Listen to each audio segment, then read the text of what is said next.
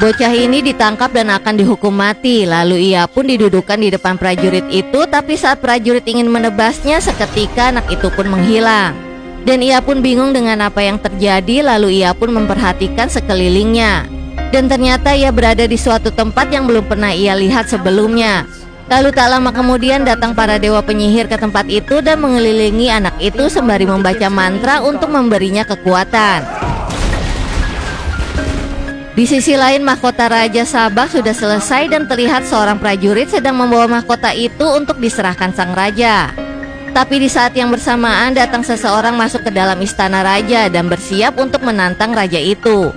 Dan sang raja pun mulai memakai mahkota iblis itu dan kemudian terjadilah pertarungan sengit di antara mereka berdua sampai mengakibatkan istana itu hancur. Sampai akhirnya orang itu berhasil mengalahkan sang raja jahat dan para penyihir dewa pun menyembunyikan mahkota Sabak agar orang lain tidak menemukannya. 5.000 tahun kemudian para tentara bayaran mencoba mendatangi kota itu dan mencoba menggali informasi tentang keberadaan mahkota Raja Sabak. Dan mereka pun mulai menggali semua yang berhubungan dengan situs kuno di tempat itu. Tapi di sisi lain terlihat sebuah mobil peneliti yang juga ingin mencari keberadaan tentang mahkota itu. Dan rombongan itu pun dipimpin oleh seorang perempuan yang tak ingin mahkota itu jatuh ke tangan orang jahat. Lalu mereka pun mulai masuk ke dalam tempat itu dan mulai membaca semua tulisan kuno yang ada di tempat itu untuk menggali informasi. Tapi satu persatu rombongan mereka hilang dan terlihat seseorang terjatuh di tempat itu. Dan seorang temannya yang berada di dalam mobil pun terkejut dan ternyata itu adalah temannya. Lalu ia pun mendekati orang itu, tapi tak lama kemudian para tentara bayaran berada di tempat itu dan mengancam mereka. Dan ternyata ada seseorang mata-mata di antara mereka yang memberitahu tentara bayaran itu dan menyuruh mereka untuk berkumpul di tempat ini.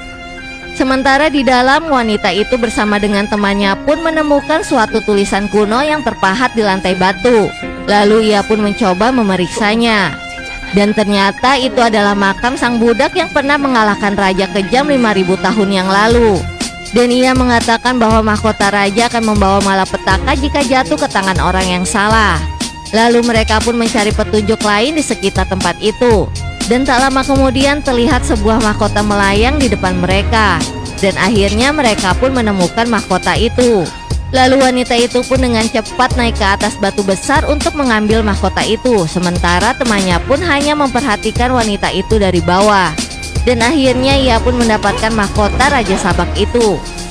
Tapi tiba-tiba sekelompok prajurit bayaran datang ke tempat itu dan mengancam mereka untuk menyerahkan mahkota raja itu. Lalu temannya pun berteriak dan menyuruh wanita itu untuk pergi. Dan dengan cepat para prajurit itu pun menghajarnya lalu menembakkan peluru ke arah wanita itu. Dan wanita itu pun mencoba berlari dan mencari perlindungan. Tapi para prajurit mengancam si wanita untuk keluar dan menyerah sembari mengarahkan senjata kepada temannya. Dan akan membunuhnya jika ia tak segera keluar dan menyerahkan diri. Melihat nyawa temannya terancam, wanita itu pun keluar dan akhirnya menyerahkan diri dan mereka pun mengambil mahkota raja itu.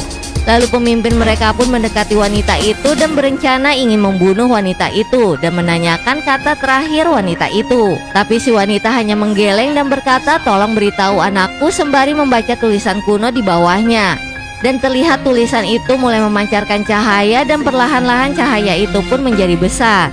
Dan ketika ia selesai, tiba-tiba terlihat cahaya terang ke arahnya dan seketika sebuah petir menyambar tulisan itu. Lalu kemudian tempat itu pun meledak dan membuat mereka semua yang berada di tempat itu terpental.